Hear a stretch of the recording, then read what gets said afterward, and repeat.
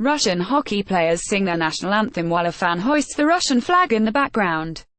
Neither the anthem nor the flag was part of the official medal ceremony, but the Russians, playing as Olympic athletes from Russia, made it their own.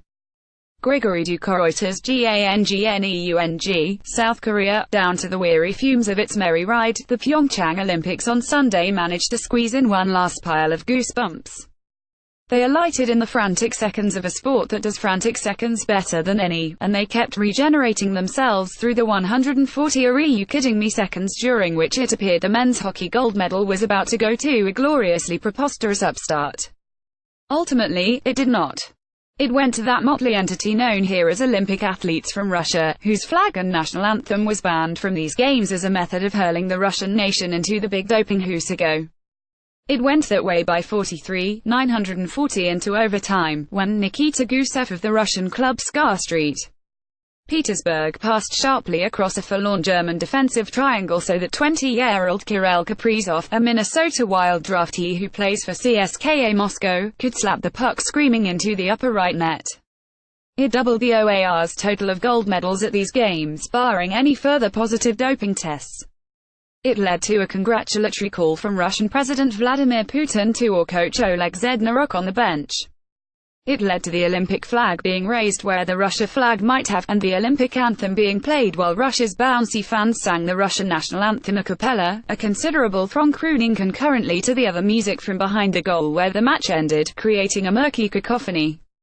It somehow maintained the odd fact that no team named Russia has won the Olympic hockey gold medal in a sport the country masters, what with the win of the unified team in 1992 after the Soviet Union breakup constituting the most recent Russian glee. It led to Russian players fielding questions about the International Olympic Committee's decision to continue banning the Russian flag at the closing ceremonies of Sunday night, and answering as did Zednarok, "Russia is in our hearts." It led to a winning news conference that brimmed with a delicious glimpse into the relationship between Zednarok and the Russian media, which does not seem to meet the standards necessary to qualify as pristine. And it led 40-year-old Pavel Datsyuk, who won 2 Stanley Cups as a Detroit Red Wing, to conclude, "I have accomplished my dream. Now I have no dream." Tucked inside the whole tangle of it, however, lay those 140 seconds. From the moment with 316 left in the third period, to the 56-second mark, Germany led 32, its defenseman Jonas Müller having faked Datsyuk onto the ice before driving a goal into the upper right corner, Germany's second goal in a 313 span. "I think we thought we got EM," German captain Marcel Giosi said. "We got the gold. You guys Americans should do a second movie, Miracle on Ice," his teammate David Wolf remembers thinking. Goalie Danny Aus Den Birken of Germany, left, is comforted by teammates after Germany lost the gold medal game to Immermasse for Shutterstock Germany, which did not qualify for the 2014 Sochi Olympics and was one of 3 teams that had to endure qualifying for the 12-team field here, would win the gold medal. Germany, which opened here with a 52 loss to Finland and then a 10 loss to Sweden, would win the gold medal.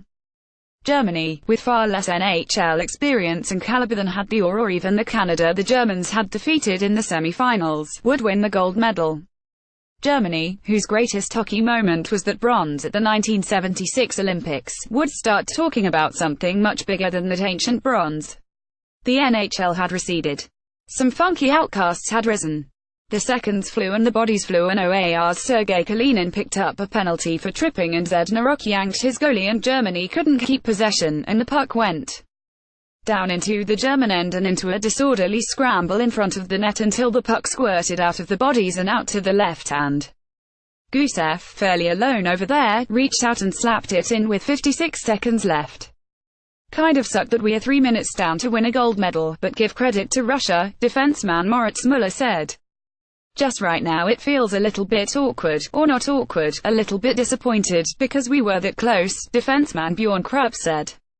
"You know, right now, we're just a little frustrated, more frustrated than happy," said coach Marco Sturm, the 938-game veteran of 6 NHL teams, mostly the San Jose Sharks and Boston Bruins but including the Capitals.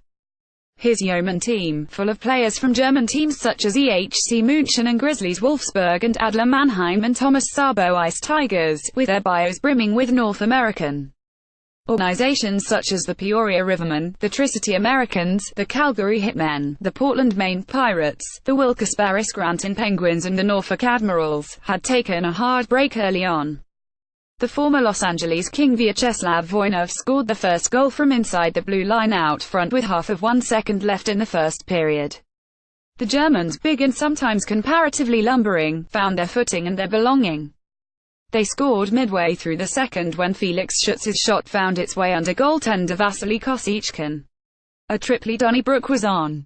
It wound at its curious 11 well into the third when, with 639 left, Gusev stationed himself at the bottom of the left face-off circle, faked the puck around a bit and then blasted it off goaltender Danny Aus-Denberken's helmet and in. The tiny clump of fans in German colors and the neutral people pulling for Germany had just begun processing the anticipated reality when, 10 seconds later, the puck came off the boards to Germany's Frank Mauer, who flipped it out front to Dominik Kahun, who ripped it by Kosciuszko on the latter's left into the upper right. Next came the Jonas Müller goal, 193 seconds after that. The 140 seconds came next. People stood up. The nerves of Berliners and many other Germans frayed. Goosebumps welled. Kosciuszko skated off. Gusev scored. Overtime came in its 4-on-4 Olympic format. Germany's Patrick Reimer got a high-sticking penalty. Germany's remaining triangle looked especially barren. All that remained would be Zednarok, who got giddy applause from the Russian media upon entry to the news conference room, and whose introductory statement would be, through an interpreter, "I think that this gold medal at the Olympic Games is the answer to all of your questions, ladies and gentlemen of the press." It would continue with calling it the most important match of my life, and saying his apparent calm had been a mask to pacify his players, and saying he got lucky, I think, when he pulled the goalie.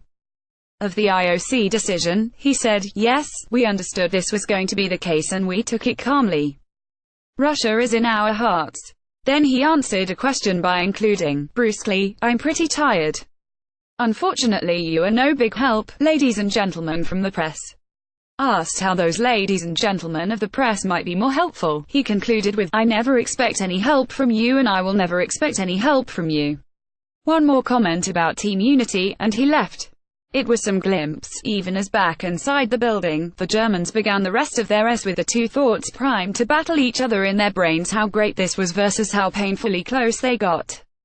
I think once a few hours and a couple days have passed, and we realize what we accomplished here for our country in hockey, it's going to feel better and better. GOC said, "I think I need a little bit of time now and realize what we achieved in the tournament." Krupp said, "It's amazing for all Germany, I think." Moritz Müller said, "No one is talking about soccer anymore right now. All right, Olympics are intoxicating, but let's not go too far."